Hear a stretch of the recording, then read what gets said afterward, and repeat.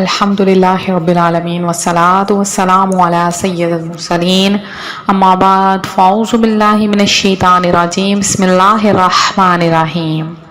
روحانی وظائف چینل کی جانب سے تمام معزز ناظرین کو السلام علیکم۔ روحانی وظائف چینل آپ کے لیے ماہ ربیع الثانی کہ پہلی بدھ اور جمعرات کا ایک ایسا عمل لے کر حاضر ہوا ہے، اگر ہاتھ کی انگلیوں پر آپ یہ عمل کر لیں اسی وقت اللہ کی غیبی مدد آ جائے گی۔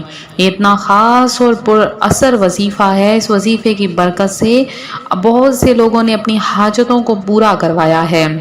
اس وظیفے کی برکت سے کوئی بھی نامراد خالی ہاتھ نہیں لوٹا، ہر کسی کو من کی مرادیں ملی ہیں، ہر کسی کی خواہشات پوری ہوئی ہیں، اور جس نے جو مانگا اللہ پاک نے اسے عطا کیا ہے۔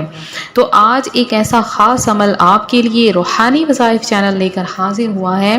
اگر آپ ماہ ربیع الثانی جسے حضور غوث اعظم رحمۃ اللہ علیہ کے مہینے کے ساتھ نسبت ہے، اس مہینے کو آج اس مہینے کا ایک ایسا وظیفہ لائی ہوں، آپ اس عمل کو کریں گے تو اللہ پاک کی رحمتیں اور برکتیں لوٹ جائیں گے۔ یہ وظیفہ بہت ہی خاص ہے، حضور غوث پاک رحمۃ اللہ علیہ کا خاص عمل ہے اور آپ اس عمل کو کیا کرتے۔ حضور غوث اعظم رحمۃ اللہ علیہ بہت ہی بڑے اللہ کے ولی کامل تھے۔ حضرت سیدنا شیخ عبد القادر جیلانی فرماتے ہیں، میں شہر میں کھانے کے ارادے سے گرے پڑے ٹکڑے یا جنگل کی کوئی گھاس یا پتی اٹھانا چاہتا، اور جب دیکھتا کہ دوسرے فقراء بھی اس کی تلاش میں ہیں تو اپنے بھائیوں پر ایثار کرتے ہوئے نہ اٹھاتا بلکہ یوں ہی چھوڑ دیتا تاکہ وہ اٹھا کر چلے جائیں، اور خود بھوکا رہتا۔ جب بھوک کے سبب کمزوری حد سے بڑی، موت کے قریب ہو گیا تو میں نے پھول والے بازار سے ایک کھانے کی چیز جو زمین پر پڑی تھی اٹھائی اور ایک کونے میں جا کر اسے کھانے کے لیے بیٹھ گیا۔ اتنے میں ایک اجمی نوجوان آیا، اس کے پاس تازہ روٹیاں اور بھنا ہوا گوشت تھا، وہ بیٹھ کر کھانے لگا۔ اس کو دیکھ کر میری کھانے کی خواہش یکدم شدت اختیار کر گئی۔ جب وہ اپنے کھانے کے لیے لقمہ اٹھاتا تو بھوک کی بے تابی کی وجہ سے بے اختیار جی چاہتا کہ میں منہ کھول دوں تاکہ وہ میرے منہ میں لقمہ ڈال دے۔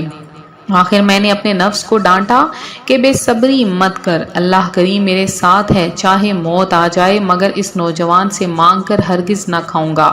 اچانک وہ نوجوان میری طرف متوجہ ہوا اور کہنے لگا، بھائی آ جائیے، آپ بھی کھانے میں شریک ہو جائیے۔ میں نے انکار کیا تو اس نے اصرار کیا۔ میرے نفس نے مجھے کھانے کے لیے بہت ابھارا لیکن میں نے پھر بھی انکار ہی کیا، مگر اس نوجوان کے مسلسل اصرار پر میں نے تھوڑا سا کھانا کھا لیا۔ اس نے مجھ سے پوچھا، آپ کہاں کے رہنے والے ہیں؟ میں نے کہا، جیلان کا۔ وہ بولا، میں بھی جیلان کا ہی ہوں۔ اچھا یہ بتائیے، آپ مشہور بزرگ حضرت سید ابو عبداللہ صومعی رحمۃ اللہ علیہ کے نواسے عبد القادر کو جانتے ہیں؟ میں نے کہا، وہ تو میں ہی ہوں۔ یہ سن کر وہ بے قرار ہو گیا اور کہنے لگا، میں بغداد آنے لگا تو میری آپ کی امی جان نے آپ کو دینے کے لیے مجھے 8 سونے کی اشرفیاں دی تھیں۔ میں یہاں بغداد آ کر آپ کو تلاش کر رہا ہوں مگر آپ کا کسی نے پتہ نہ دیا، یہاں تک کہ میری اپنی تمام رقم خرچ ہو گئی۔ 3 دن تک مجھے کھانے کو کچھ نہ ملا۔ جب میں بھوک سے نڈھال ہو گیا تو میری جان پر بن گئی، تو میں نے آپ کی امانت میں سے یہ روٹیاں اور بھنا ہوا گوشت خریدا۔ حضور آپ بھی خوشی سے اسے تناول فرمائیے، یہ آپ ہی کا مال ہے۔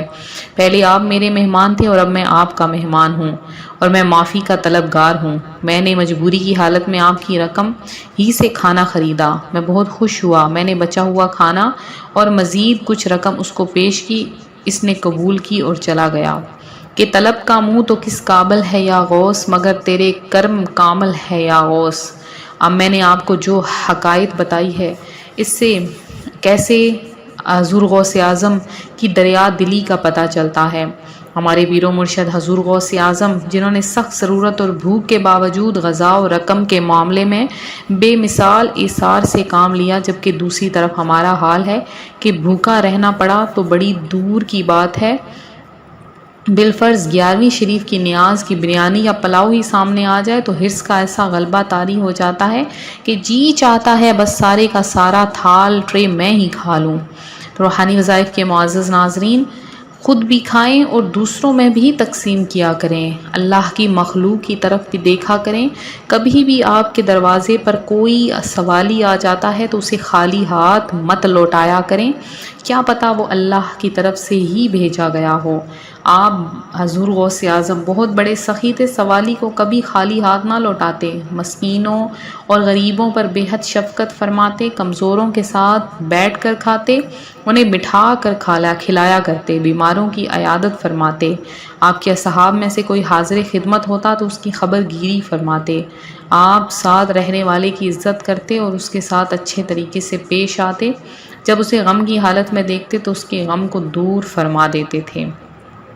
تو اسی طرح روحانی وظائف کے معزز ناظرین، آج روحانی وظائف چینل آپ کے لیے اس مبارک مہینے کا ایک ایسا عمل لے کر میں حاضر ہوئی ہوں جو آپ کی زندگیوں کو بدل دے گا، آپ کی خواہشوں کی تکمیل کرے گا۔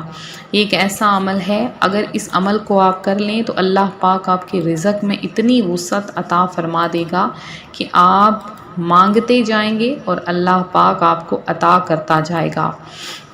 تو آپ نے یہ وظیفہ کیسے کرنا ہے، کس وقت کرنا ہے، غور سے سن لیجئے۔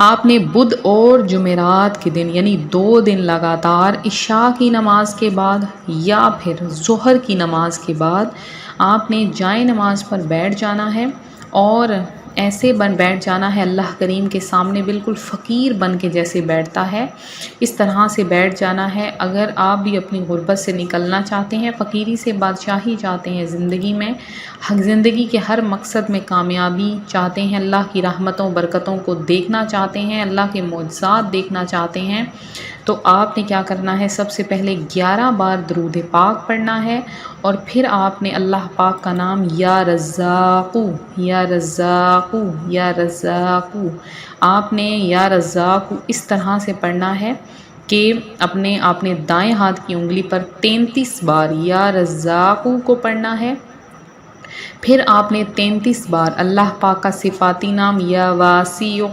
یا واسیع یا واسیع، یہ آپ نے 33 بار پڑھنا ہے، اور پھر آپ نے اپنے ہاتھ کی ہی انگلیوں پر سورہ فاتحہ کو 33 بار، سورہ کوثر کو 33 بار، سورہ کوثر جو قرآن پاک کی سب سے چھوٹی سورت ہے، اس کو آپ نے 33 بار پڑھنا ہے، اور 1 بار سورہ یاسین پڑھنی ہے۔ جو میں نے وظیفہ بتایا ہے اس کو آپ ساتھ ساتھ نوٹ کر لیں۔